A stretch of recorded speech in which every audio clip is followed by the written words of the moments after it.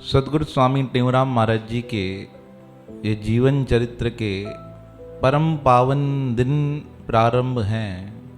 सदगुरु महाराज जी आज यात्रा करते हुए खंडू में ही विराजमान हैं और खंडू की स्थिति में सदगुरु महाराज जी पर बहुत प्रताड़ित किया जा रहा है, सिर्फ एक सेवा के कारण। सदगुरु महाराज ने कौन सी सेवा की थी? एक मरे श्वान को उठाकर और बुढ़िया के कहने पर खड्डे में फेंक कर आ गए थे और सदगुरु महाराज जी पे पंचायत ने आज दंड निर्धारित कर दिया। कितना था वो? 51 रुपया दंड और 2.5 मन काकड़े खिलाने थे गाय माता को। दूसरे दिन लोग कहने लगे ये दंड हमें स्वीकार नहीं है, स्वामी जी ने कुछ नहीं किया है। 2 पक्ष विभाजित हो गए। तभी किसी व्यक्ति ने कहा आप संत जी को परेशान कर रहे हो और चल के देखो तो सही, दरिया का वेग बढ़ता आ रहा है। पंचायत में निर्णय किया गया कल प्रातःकाल सुबह दरिया के किनारे चलेंगे, शाम को पंचायत बिठाई जाएगी। अब प्रातःकाल जब दरिया पर गए तो मोतीराम सेठ था, बहुत अमीर, जिसने स्वामी जी के पीछे प्रयास किया स्वामी जी को शहर से निकालने का। और किसका भाई था? रियात का भाई था। उसकी मशीनें थी कपास की। और उसके साथ सेठ गोपाल दास जी जब चक्कर लगाने गए, गोपाल दास जी भक्त थे सदगुरु स्वामी टेऊराम महाराज जी को। तो गोपाल दास जी कहते हैं मोतीराम को हंसते हुए, अरे मोतीराम, तुम कह रहे थे सदगुरु टेऊराम महाराज जी को निकाल देंगे, कि उनको तो बाद में निकालना, पहले देख तुम्हारी मशीनें नहीं निकल जाएं। तो मोतीराम को बहुत गुस्सा आ गया, कहने लगा मेरी मशीनें जाएं तो भले जाएं, मुझे शहर से निकलना पड़े तो पड़े, पर मैं तब खुश हो सकूंगा जब सदगुरु स्वामी टेऊराम महाराज जी को नीचा दिखाऊंगा। गोपाल दास जी हंसकर कहने लगा, कहा तुम हो गए हो पागल, तुम्हें तो बात समझ आएगी नहीं। तुम्हारा दिमाग में क्या चल रहा है? सिर्फ एक ही बात चल रही है। कई लोग होते हैं जिनके दिमाग में जिद बैठ जाती है ना, वो अपना नुकसान करने को तैयार हो जाते हैं, पर दूसरे का भला नहीं हो। आपने ओले देखे हैं? ओले जब गिरते हैं ना जमीन पर, तो ओले स्वयं तो गल जाते हैं, पर खेतीबाड़ी को क्या करके जाते हैं? नुकसान पहुंचा के जाते हैं। ना खुद का अस्तित्व बचता है ना दूसरे का। तो समाज में ऐसे बहुत लोग होते हैं जो अपना भी नुकसान करते हैं और दूसरों का भी नुकसान करते हैं। अब वहाँ पे सरपंच जी खड़े थे, उन्होंने डांटा दोनों को, कहा इतने बड़े हो गए हो और फिजूल की बातें कर रहे हो। गोपाल दास जी हंसने लगे, कहा मैं तो बता रहा था कि मोतीराम तेरी मशीनें क्या होने वाली हैं? बहने वाली हैं। मोतीराम को गुस्सा तो बहुत आया पर चुप हो गया। अब पानी को देखने लगे तो पानी का प्रवाह बढ़ता जा रहा था। सबने कहा आज चल के बहराना निकालते हैं, भगवान को प्रार्थना करते हैं। शाम को पंचायत जुड़ी, बहराना निकाला गया, पर बहराना निकाल कर वापस आए तो बरसात और अधिक बढ़ गई। बहुतों के मन में सवाल उठने लगे, क्या हो रहा है? कहीं शहर डूब ना जाए, कहीं किस प्रकार नुकसान न हो जाए, किस प्रकार बच्चों को बचाया जाए। तब कुछ प्रेमी रात के समय सदगुरु महाराज जी के पास आए। कहा महाराज जी आपको पता चला सारे शहर की तरफ पानी बढ़ता हुआ आ रहा है, अब आपकी क्या राय है? जैसा आप कहेंगे हम वैसा करेंगे। तो सदगुरु स्वामी टेऊराम महाराज ने कहा साक्षी होकर देख ले इस जग का जिनसार, कहे टेऊ किस जीव को भला बुरा न उचार। स्वामी जी ने कहा इस संसार को देखो लीला मात्र समझकर, परमात्मा लीला कर रहा है।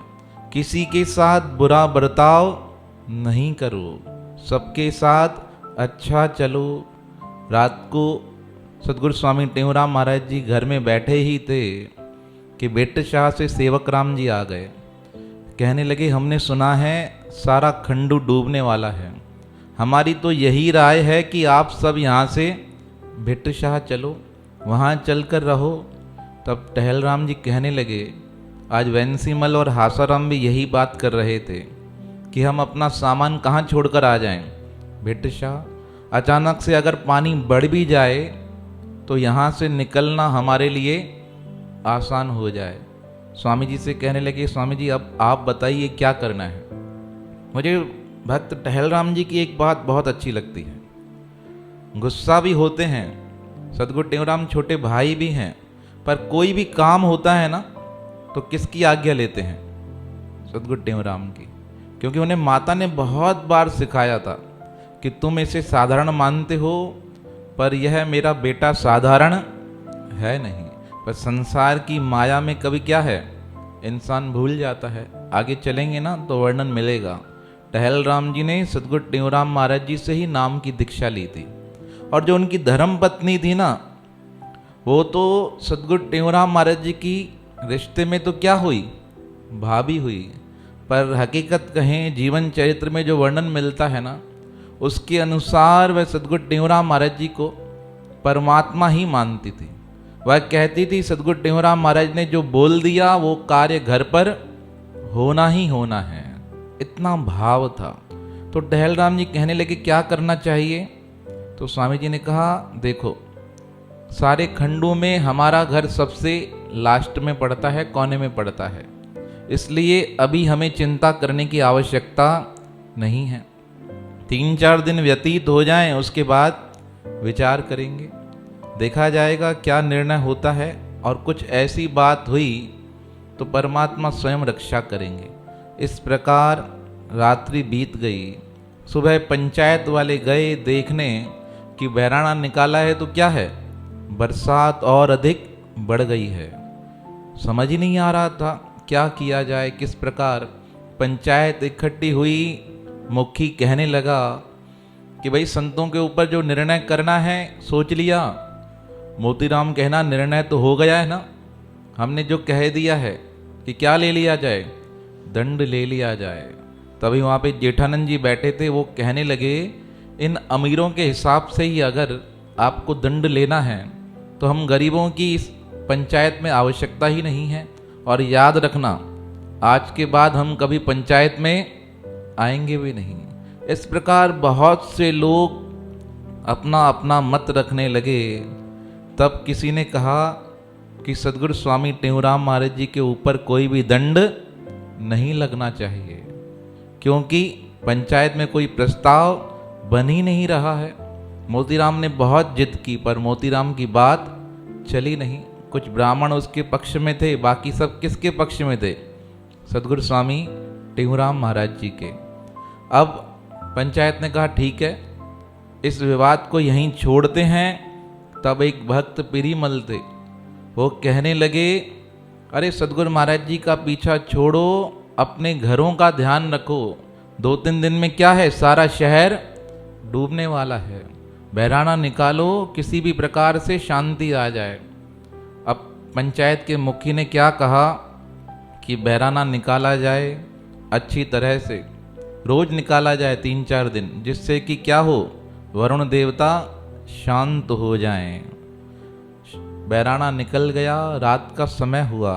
भक्त बासरी राम पंचायत के मुखी के घर गए, कहने लगे आपसे एक बात कहने आए हैं, आप रोज कितने भी बहराने निकालो पर कुछ होने वाला नहीं है। कहा एक तरफ संत का विरोध करते हो, दूसरी तरफ क्या कर रहे हो, परमात्मा को प्रसन्न कर रहे हो। परमात्मा के बेटे होते हैं महापुरुष, आप उनको देखकर, दुखी देखकर परमात्मा कैसे प्रसन्न होगा। आप संतों के पास चलो, उनसे क्षमा मांगो, सब ठीक हो जाएगा। पंचायत का मुखी कहने लगा मैं अकेला कैसे जाऊं, सब लोगों का विचार बैठे तो चले ना। तो उसने समझाया, देखो कितने दिन से बहराने निकाल रहे हो, 3 दिन से निकाल रहे हो, बरसात बढ़ती जा रही है, वेग बढ़ता जा रहा है। कहा बहराना लेकर चलते हैं तो ऐसे लगता है कि हम प्रार्थना कर रहे चल रहे हैं वरुण देवता को कि आप हमारे घर आ जाना। पहले दूर थे, अब और पास आ रहे हैं, ऐसे लग रहा है बहुत इज्जत मान से बुला रहे हैं। कहा रास्ता निकालो। अब उनसे बात तो समझ आई, तब कहने लगे क्या किया जाए। पंचायत बुलाई गई, पंचायत में सब लोग इकट्ठे हुए। तो सेठ छब्बल दास जी कहने लगे अरे स्वामी जी की शरण के बिना कोई उपाय मिलेगा ही नहीं। तब वहाँ पे दयालदास जी थे भक्त, उन्होंने बहुत सुंदर बात कही। कहा एक बात बताओ, सदगुरु स्वामी टेऊराम महाराज जी के पास पैसे की कमी तो है नहीं, अगर उस समय माता उनसे 4 आने मांग रही थी तो स्वामी जी 2 आने मिलाकर नहीं दे सकते थे? तो सबने कहा दे सकते थे। कहा अगर दे देते तो क्या बड़ी बात थी, दे सकते थे ना, शांति हो जाती। पर सदगुरु महाराज जी ने समाज को सिखाने के लिए यह बर्ताव किया कि लोगों को अपनी सेवा स्वयं करनी चाहिए और कोई भी सेवा निम्न नहीं होती है। और दूसरा, शुरू से लेकर महापुरुषों का स्वभाव होता है कि समाज में उनकी निंदा हो, जैसे कि उनकी भक्ति संसार में छुपी रहे। आप सबने सुना होगा कबीरदास जी के जीवन का वृतांत। काशी के महाराज कबीरदास जी के पास सत्संग सुनने आते थे। अब सत्संग सुनने आते थे तो उनके साथ उनकी मंडली आती थी, पूरी लोग आते थे। अब एक बार कबीर साहब परेशान हो गए तो क्या किया, कहा राजा मेरे पास नहीं आए। तो जैसे ही सत्संग चालू होने वाला था ना, तो नाचने लगे। नाचते नाचते क्या किया, जूते फेंकने लगे, एक जूता यहाँ एक जूता वहाँ। तो लोगों ने कहा महाराज आप इनके शिष्य हो, ये तो बड़े अलमस्त हैं, जूते फेंक रहे हैं, लोगों के ऊपर मार रहे हैं, और आप इनके शिष्य हो। राजा ने सत्संग में आना ही बंद कर दिया। 3-4 दिन राजा आए नहीं। कबीरदास जी से पूछा गया महाराज उस दिन आपको क्या हुआ था, आपने जूते फेंकने चालू किए, लोगों को मारना चालू किया। तो कबीरदास जी हंसकर कहने लगे, अरे राजा के कारण सत्संग से मजा ही निकल जाता था। सब लोग किसको देखते थे, राजा को।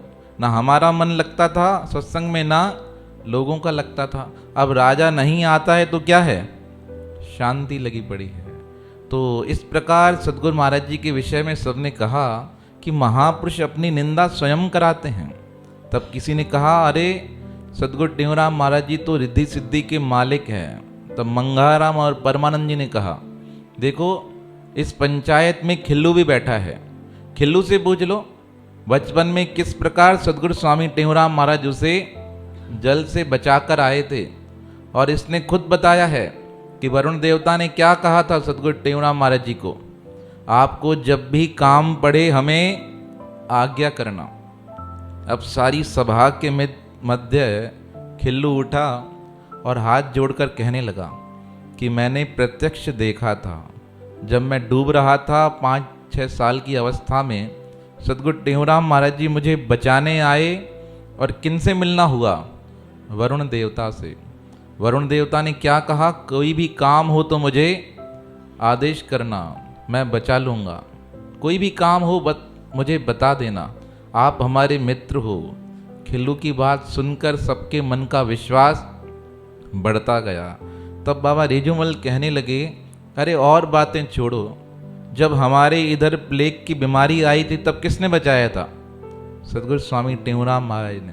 हम तो यही कहेंगे कि आप सब चलिए और चलकर सदगुरु स्वामी टेऊराम जी से क्षमा मांग कर आइए। अब बहुत विचार चल रहा था, क्या करें, किस प्रकार करें। इस प्रकार पंचायत चल रही थी, लोग बातें कर रहे थे।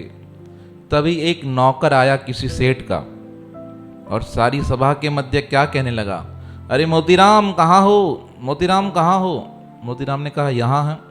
कहा लगता है तुम्हारी मशीनें पानी में बह जाएंगी।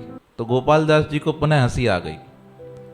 अब सारी सभा के मध्य जो हंसे, और मशीनें भी किसकी जा रही हैं, मोतीराम की। सबसे ज़्यादा विरोध किसने किया था, मोतीराम ने।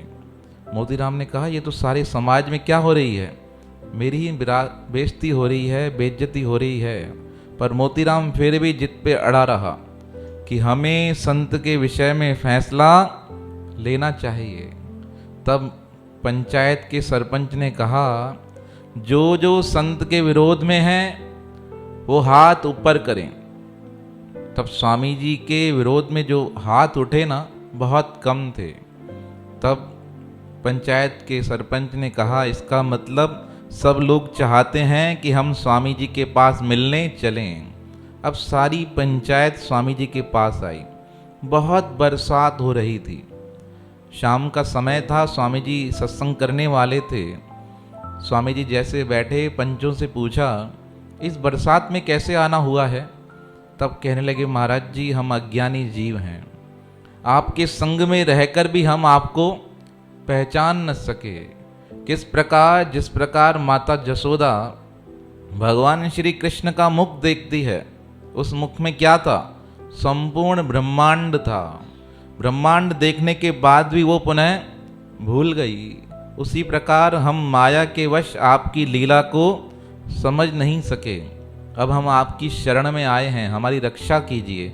जिस प्रकार भगवान कृष्ण ने गोवर्धन पर्वत उठाकर सबकी रक्षा की थी, अब आप हमारी रक्षा कीजिए। सिंधु दरिया बहुत बहता आ रहा है, हमारे घरों की तरफ बढ़ता आ रहा है। स्वामी जी को प्रार्थना कर कहा, शरण पड़्यो छाड़्यो नहीं, बड़े बड़न की ओट, जो पहलाद गिरते गिर्यो, गिरत न लागी चोट। कहा हमारी रक्षा कीजिए। स्वामी जी बिल्कुल शांत हो गए, मौन हो गए। स्वामी जी ने कहा, देखो दो काम करने पड़ेंगे। पंचायत को डर लगा, पता नहीं क्या बोल रहे हैं। कहा, पुरुषारथ पुन प्रार्थना, दोनों साधन सार, कहे टेहूं जिनके किए होवे जय जयकार। स्वामी जी ने कहा, एक तो पुरुषार्थ, दूसरा प्रार्थना। हम पुरुषार्थ करेंगे, प्रार्थना करेंगे, भगवान क्या करेंगे? अपने आप दया करेंगे। जीवन में कभी भी संकट आ जाए ना, सिर्फ दो काम याद रखना, एक परमात्मा से प्रार्थना, दूसरा पुरुषार्थ। परमात्मा को प्रार्थना करने से रास्ते खुलते जाएंगे और पुरुषार्थ करने से आपका रास्ता सुगम होता जाएगा। कभी कभी रास्ता मिल तो जाता है, पर रास्ते में क्या होते हैं? पत्थर कंकड़ आदि होते हैं ना, तो अपने पुरुषार्थ से उन पत्थरों को हटाते जाओ और भगवान की कृपा से रास्ता मिलता जाएगा। तो सतगुरु महाराज ने कहा यही दो काम करने हैं। कहा, महाराज जी प्रार्थना आप कीजिए, आपकी प्रार्थना से क्या होगा? परमात्मा स्वीकार कर लेगा। हम तो कैसे हैं? संसारी जीव हैं। तो स्वामी जी ने कहा, ठीक है, प्रार्थना हम करते हैं, पुरुषार्थ कौन करेगा? आप कीजिए। कहा, महाराज आदेश कीजिए। कहा, कल एक हवन रखाओ। कहाँ पर? सिंधु नदी के किनारे। और वहाँ पे भंडारा करो, सत्संग करो, ब्राह्मणों को बुलाओ, बड़े बड़े आयोजन करो, लोगों को आमंत्रित करो, सबको, एक भी व्यक्ति छूटना नहीं चाहिए, और सबका भंडारा वहीं होगा। हम चल के वहाँ पर प्रार्थना करेंगे। अब यहाँ तक तो बिल्कुल ठीक था। स्वामी जी से कहने लगे, महाराज जी और कुछ करना है? तो स्वामी जी ने कहा, पंडित गिरधारी लाल से हवन कराना। अब गिरधारी लाल जी कौन थे? स्वामी जी के विरोधी थे, जो सदगुरु टेऊराम महाराज जी को कहाँ से निकालना चाहते थे? नगर से बाहर। और स्वामी जी ने किसके लिए कहा? उसी ब्राह्मण से हवन कराने के लिए कहा। सब लोग हैरान हो गए कि एक विरोध कर रहा है, दूसरे क्या कर रहे हैं? उससे ही सम्मान दे रहे हैं। और कहा स्वामी जी ने खास विशेष हवन उसी से ही कराना, क्योंकि वो क्या है? बहुत विद्वान है। देखो, जिसको विद्वानों की कदर करना आ गई ना, समझो दुनिया में उससे अधिक विद्वान कोई है ही नहीं। एक बहुत सुंदर प्रसंग आता है इब्राहिम लिंकन का। यूएस के राष्ट्रपति थे। इब्राहिम लिंकन जब राष्ट्रपति पद पर बैठे ना, तो बहुत लोग उनके विरोधी थे। उन विरोधियों में एक ऐसा भी था जो चाहता था कि इब्राहिम लिंकन को मार दूं और इसके स्थान पर अन्य कोई आकर बैठे। लेकिन वो इब्राहिम लिंकन का तो दुश्मन था, पर देश के प्रति कैसा था? बहुत वफादार था। तो जब राष्ट्रपति बने इब्राहिम लिंकन, उनसे पूछा गया कि रक्षा का भार किसे सौंपा जाए, तो उन्होंने क्या किया? कार्यकारिणी में उस व्यक्ति का नाम लिया जो उनका दुश्मन था। सब लोग हैरान हो गए, यहाँ तक वो दुश्मन भी हैरान हो गया कि मैं तो इनका विरोधी हूँ, तब भी इन्होंने मेरा नाम लिया है। कार्य चलता रहा, 7-8 दिन व्यतीत हो गए। वो व्यक्ति खुद जानना चाहता था कि कारण क्या है। कहीं ऐसा तो नहीं कि ये राष्ट्रपति मुझे लालच देकर मुझे ही मरा दे, क्योंकि मन में खुटका रहता है ना, कोई व्यक्ति अचानक से प्यार दे तो। अब उसने जानना चाहा, तब किसी जानकार को, अपने नज़दीक वाले को लिंकन के पास भेजा और कहा पूछ कर आओ ऐसा किया क्यों है, क्या कारण है। तब वह व्यक्ति लिंकन के पास आया और रिकॉर्डर लेके आया, छोटा सा, सुनने के लिए, रिकॉर्ड करने के लिए, जाकर यह बात सारी बता सकूं।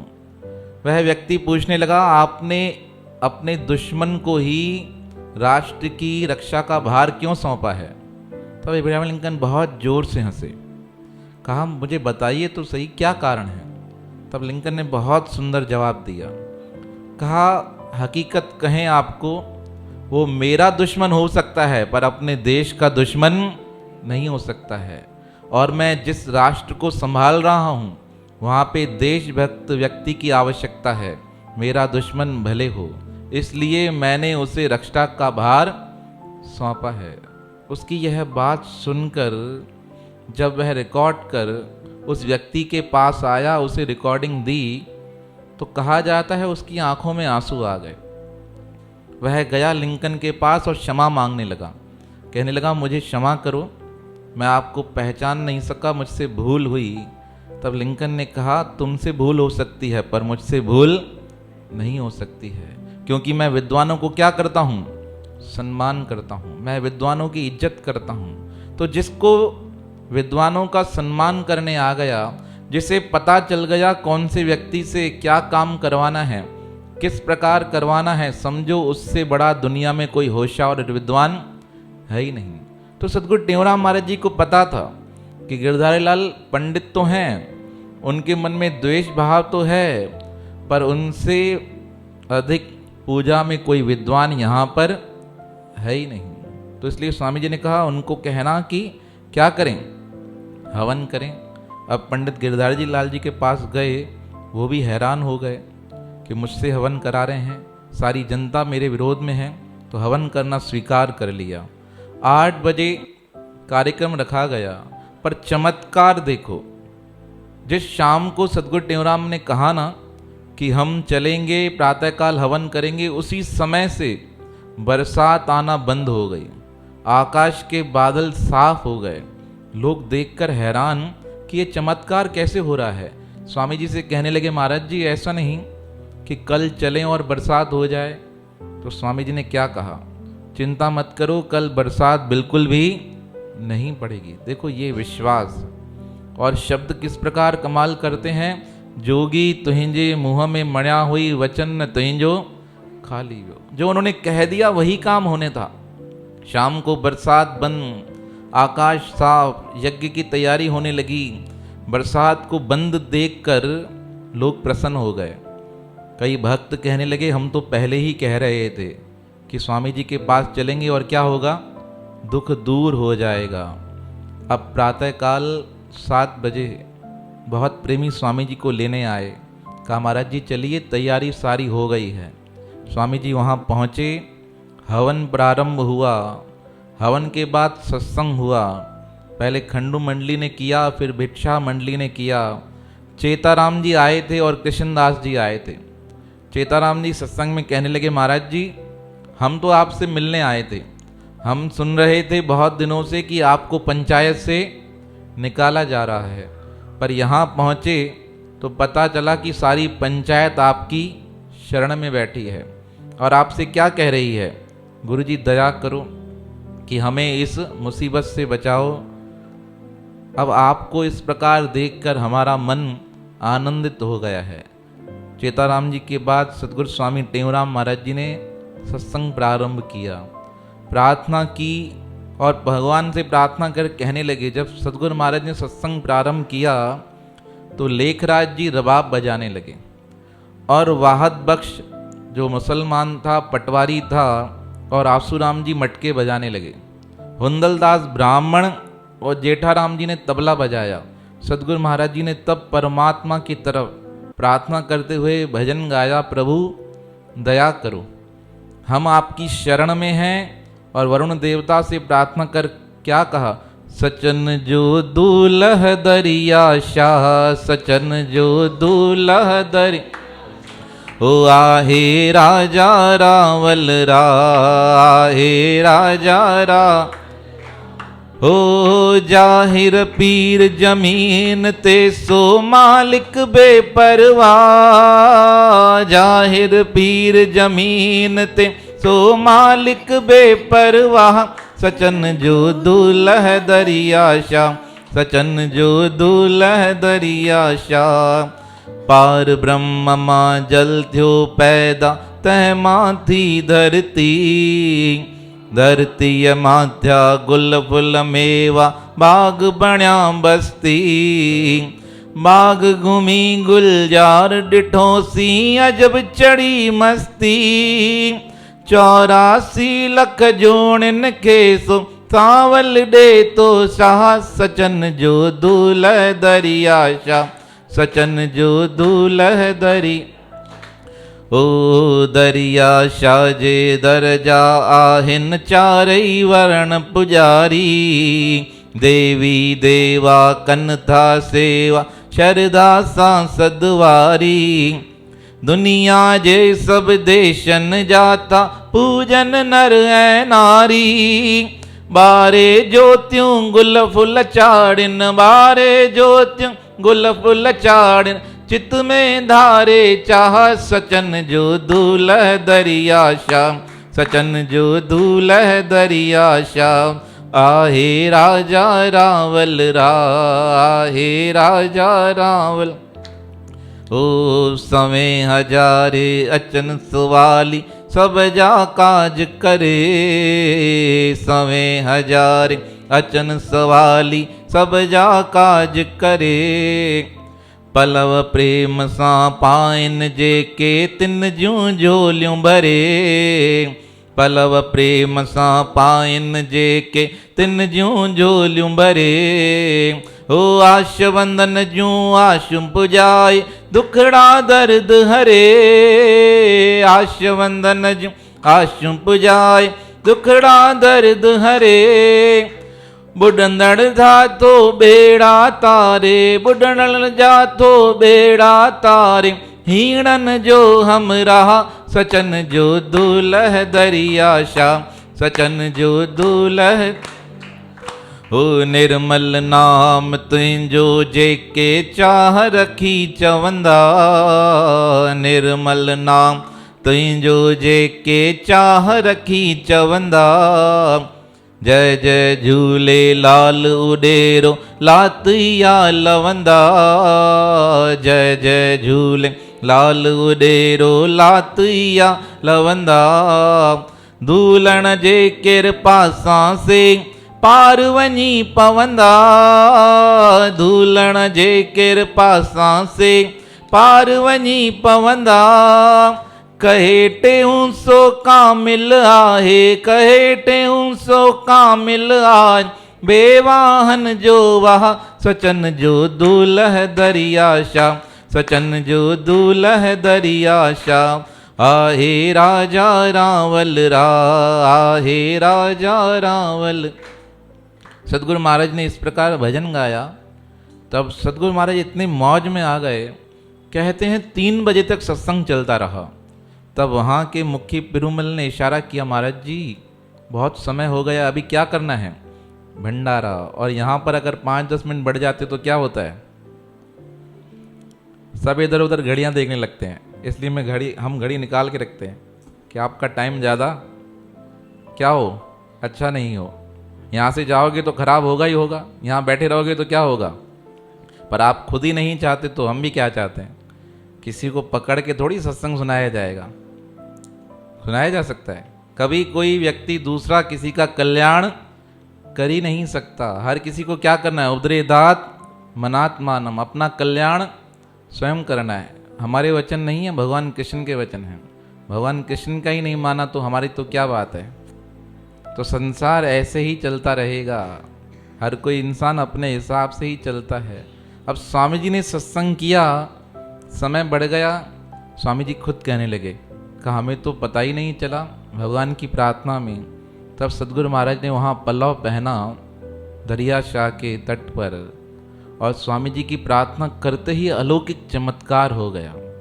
दरिया शाह को प्रार्थना कर सदगुरु महाराज ने कहा सब साथ में पल्लव पहना, आपने पुरुषार्थ किया है, हमें प्रार्थना करनी है। और क्या कहने लगे, दूल्ह तुही जे दरते सिक सां करियूं सवाल, सवाल सुनी सवाल न जा सदा थी रखपाल, कर नजर सां निहाल हिन सारी संगत खे, कर नजर सां निहाल हिन सारी संगत खे। स्वामी जी ने जब इस प्रकार पल्लव पहना, भंडारा प्रारंभ हुआ, बहुत लोग भंडारा खाने आए। शाम को स्वामी जी दरिया शाह से घूमते हुए 7 बजे घर पहुँचे।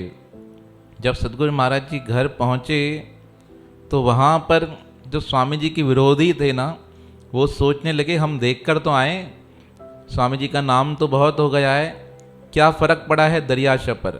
तो मोतीराम और बाबा ठाकुरगिरी, ठाकुरगिरी का नाम कल बताया था ना, क्या कहा था उसने, स्वामी जी को क्या करवा दो, मुंडन करवा दो।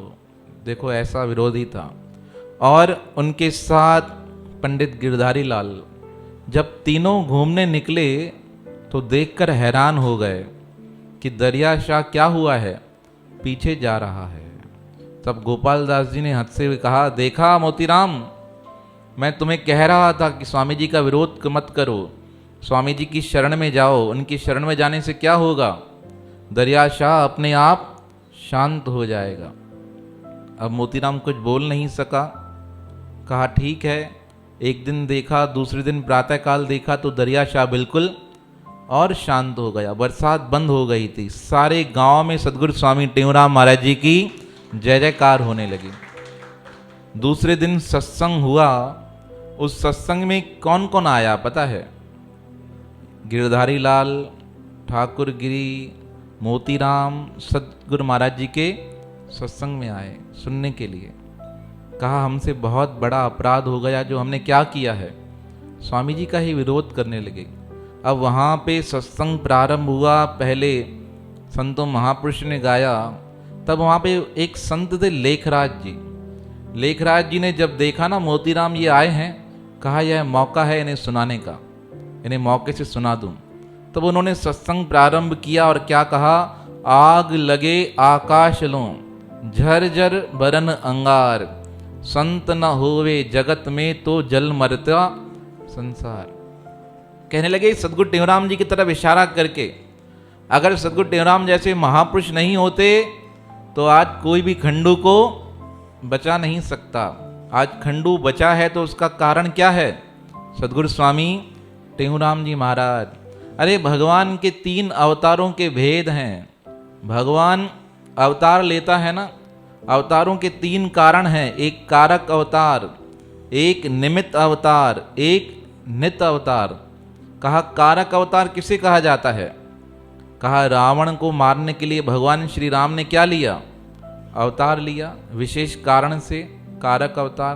कंस को मारने के लिए भगवान ने क्या लिया, अवतार लिया, कृष्ण अवतार, वो क्या हुआ, कारक अवतार। कहा इसके उपरांत कभी परमात्मा थोड़ी देर के लिए आता है, एक दिन के लिए आया, लीला करके चले गए। वो कौन से अवतार होते हैं, निमित्त अवतार। कहा वामन अवतार ने अवतार लिया, राजा बलि का क्या किया, यज्ञ पूरा नहीं होने दिया, देवताओं को सुखी कर दिया और चले गए। नरसिंह अवतार लेकर आए भगवान, प्रहलाद जी को बचाया और वापस चले गए। तो यह अवतार कौन से हुए, निमित्त अवतार। कहा तीसरे अवतार हैं नित्य अवतार। वो कौन से हैं, कहा महापुरुष होते हैं, जो परमात्मा जब देखता है कि धरती के पाप बढ़ रहे हैं तब संसार में अवतार लेकर आते हैं। कहा परमात्मा की 2 मूर्तियां हैं, एक मूर्ति होती है जो मंदिर में रहती है, दूसरी मूर्ति कौन है, यह संत महापुरुष हैं। जहाँ जहाँ चले जाते हैं वहाँ क्या करते हैं, मंदिर बना देते हैं। सदगुरु स्वामी टेऊराम जी का स्वभाव ऐसे था ना, जहाँ चले जाते थे वहाँ लोग क्या बन जाते थे, भक्त बन जाते थे। श्लोक गा के सुनाया, दे रूपे वासुदेवस्य चलम चलामेव च चलम सन्यासिनो रूपम अचलम प्रतिमादिकम। गुरु नानक देव महाराज ने भी कहा है, ब्रह्म ज्ञानी आप परमेश्वर, ब्रह्म ज्ञानी को खोजे महेश्वर। कहा जो ब्रह्म ज्ञानी है उनकी खोज में परमात्मा स्वयं निकलता है। किस लिए? ब्रह्मविद ब्रह्मई भवति, क्योंकि वह महापुरुष ब्रह्म का भजन कर ब्रह्म के स्वरूप हो जाते हैं। कहे टेऊ रट राम को भय राम के रूप। वो राम का भजन करते करते राम जी के स्वरूप हो जाते हैं। लेखराज जी ने कहा यह सदगुरु टेऊराम महाराज अवतारी महापुरुष हैं, आपके पास अवतार लेकर आए हैं आपका कल्याण करने के लिए। इन महापुरुषों को छोड़ना नहीं। पर कई लोग क्या करते हैं, अज्ञानवश महापुरुषों के संग रहकर महापुरुषों की लीला को जान नहीं पाते हैं, समझ नहीं पाते हैं। तो एक बहुत सिंध का एक श्लोक है, पाड़े वेज होयाम तमु मूर न पुछ्यो तहाँ पोए प्याम मोरे सर अख्युन में। कहा मेरे घर के नज़दीक आँखों के डॉक्टर रहते थे, पर मैंने कभी उनकी कदर नहीं की। वो तो बहुत विद्वान थे, होशियार थे, पर क्या कहूँ मेरे आँखों में क्या था, मोतिया बिंद हो गया था। उस मोतिया बिंद के कारण मैं उन डॉक्टर को पहचान न सका।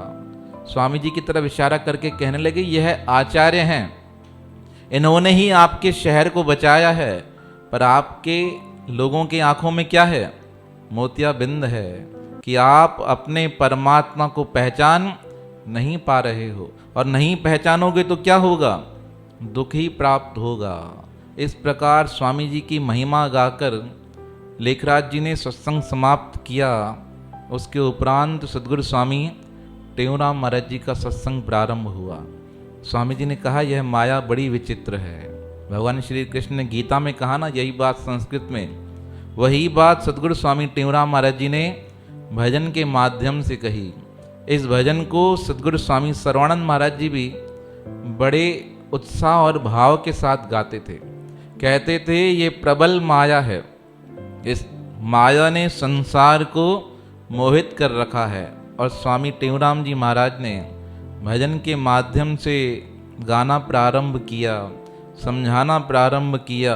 प्रबल है अति हरि की माया, प्रबल है अति हरि की माँ, ओ जिसने सब जग जीव भुलाया, जिसने सब जग जीव भुलाया, बिरबल है अति हरि की माया, बिरबल है अति हरि की। ओ केते शब्द स्पर्श में बांधे, केते रूप रसों में साधे, केते गंध के बीच गलाया, बिरबल है यह हरि की माया। केते काम क्रोध में जारे, केते लोभ मोह में मारे, केते मद के सिंधु बहाया, बिरबल है यह हरि की माँ। केते योगी पंडित ज्ञानी, केते त्यागी तपस्वी ध्यानी, केते मुनिवर खाक मिलाया, बिरबल है यह हरि की माया। कहते हूँ इस सब को लूटा, कोई इससे विरला छूटा, जिसने गुरु का चरण धियाया, जिसने गुरु का चरण धियाया, बिरबल है यह हरि की माया, बिरबल है यह हरि की। कहा यह माया बहुत कठिन है। देवी हेशम गुणमयी मम माया धृत्या। भगवान श्री कृष्ण ने 7वें अध्याय में अर्जुन से कहा, अर्जुन मेरी माया बहुत प्रबल है, अच्छे अच्छे ज्ञानी ध्यानी विद्वान बह जाते हैं। कहा महाराज जी कोई उपाय?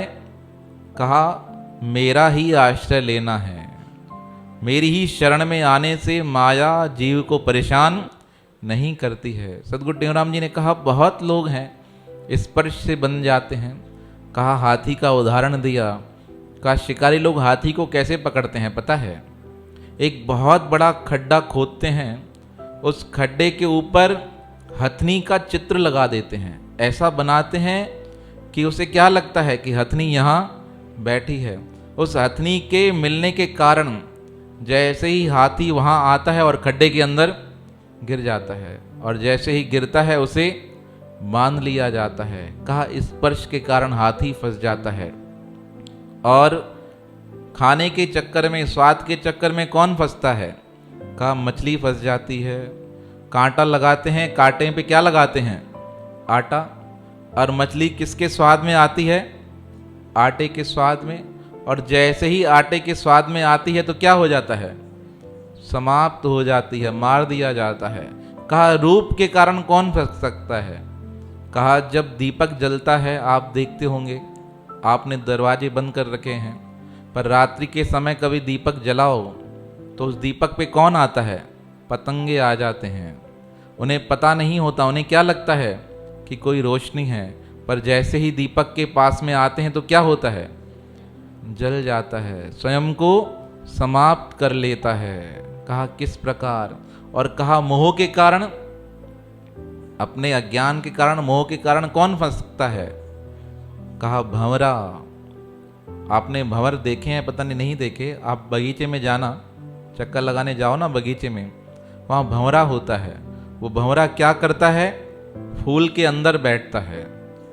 अब वो भंवरे की खासियत है, उसकी इतनी जबरदस्त खासियत होती है भंवरे की, वो अगर आप कठोर लकड़ी हो ना, उस कठोर लकड़ी में भी सुराख कर सकता है। होता छोटा सा है पर उसके दांत इतने तीखे होते हैं, वो लकड़ी में भी सुराख कर सकता है। पर गजब की बात देखो, मोह कैसा होता है। वो शाम के समय कभी फूल में बैठ जाता है तो फूल क्या होता है? बंद हो जाता है। अब वो सुगंधी के चक्कर में उस फूल को तोड़ना नहीं चाहता। अगर तोड़ दे तो क्या हो जाए? बाहर निकलकर ऑक्सीजन ले सकता है, पर फूल बंद और भंवरा की भी उसके अंदर बंद। अब प्रातःकाल हुआ, ऑक्सीजन मिली नहीं तो शरीर क्या हो जाता है? अधमरा हो जाता है। तब कोई हाथी वहाँ से निकलता है, उस फूल को तोड़ता है और क्या करता है? अपने पैरों के नीचे दबा देता है। तब फूल भी समाप्त हो जाता है और भंवरा भी। अब उस भंवरे में ताकत थी किसको छेदने की? लकड़ी को। क्या फूल को नहीं छेद सकता था? छेद सकता था, पर अज्ञानवश, मोहवश, यही सोच के कि मैं सुखी हूँ, इस चक्कर में क्या होता है? अपना नुकसान करा देता है। तो स्वामी जी ने कहा ये तो सब में एक एक दुर्गुण है, पर हम इंसानों में क्या हैं? यह पांचों ही रहते हैं। सोचिए माया का प्रकोप हम सबके ऊपर कितना रहता होगा। इस प्रकार स्वामी जी ने बहुत सुंदर सत्संग किया। कहा लोभ कैसा है? बड़े बड़े लोगों को अटका देता है, अज्ञान में फंसा देता है। स्वामी सर्वानंद महाराज जी तो एक ही बात कहते थे प्रत्येक अधिकतर सत्संग में, सब पापों का बाप कौन है? लोभ। अगर लोभ आ जाए तो अन्य किसी पाप की आवश्यकता है ही नहीं। और सबसे बड़ी बात, लोभी को पता ही नहीं चलता कि लोभ कर रहा हूं। हम जितने भी हैं, हम सबको पता ही नहीं चलता। हमारे पास 1 रुपया आता है तो मन में क्या होती है इच्छा? दूसरा भी आ जाए। 3 आ जाए तो क्या होता है? 4 आ जाए। हमारे संत नरेश कुमार जी थे, एक बहुत सुंदर कहानी बताते थे। कहते थे एक सेठ था, देखता था मेरे पास में कुम्हार रहता है, आराम से सो जाता है। का कारण क्या है? इसे नींद आ जाती है और मुझे नींद आती नहीं, सब कुछ होने के बाद। तो एक दिन कुम्हार ने क्या किया, एक थैली में 99 डालकर थैली फेंक दी कुम्हार के घर। अब कुम्हार को थैली मिली तो कुम्हार ने पैसे गिने तो कितने थे? कितने थे? हाँ ध्यान रखना आप, 99 मिले। तो कुम्हार सोचने लगा अगर 100 मिल जाते तो क्या हो जाता, भला हो जाता। अब कुम्हार ने क्या किया, कहा मुझे इसे क्या करना है, 100 करना है। अब 100 के चक्कर में लग गया, कमाता, रोज प्रयास करता, 10 पैसे बचाता, 20 पैसे बचाता, ऐसे करते करते काम बढ़ा दिया और अपने जीवन को क्या कर दिया, हराम कर दिया। अब सेठ दूर से देखता, क्या देखता, इतने दिनों से आराम से सो रहा था, जब से थैली फेंकी है तब से ये भी मेरी तरह क्या कर रहा है, जाग रहा है, सो ही नहीं रह पा रहा है। 10 दिन तक देखा, 10 दिन बाद कुम्हार से पूछ लिया, अरे क्या हुआ, तुम तो बहुत आराम से रहते थे, मैं देखता था आराम कर लेते थे, टाइम से सोते थे, टाइम से जगते थे, हुआ क्या है। तो कुम्हार ने क्या कहा, 99 का चक्कर पड़ गया है। क्या पड़ गया है, का कौन सा, कहा पता नहीं किसी ने थैली फेंकी थी घर पे, उसमें 99 मिले, अब उसे 100 करने के चक्कर में मेरी नींद भी क्या हो गई है, हराम हो गई है। तो संत नरेश कुमार जी बताते थे सबको क्या चक्कर पड़ गया है भाई, हमें क्या करना है, लाख को करोड़ करना है, करोड़ को क्या करना है 2 करोड़, 2 को 100 करोड़ तो बहुत विरला ही कर पाएगा, परमात्मा की कृपा हो तो बात दूसरी है।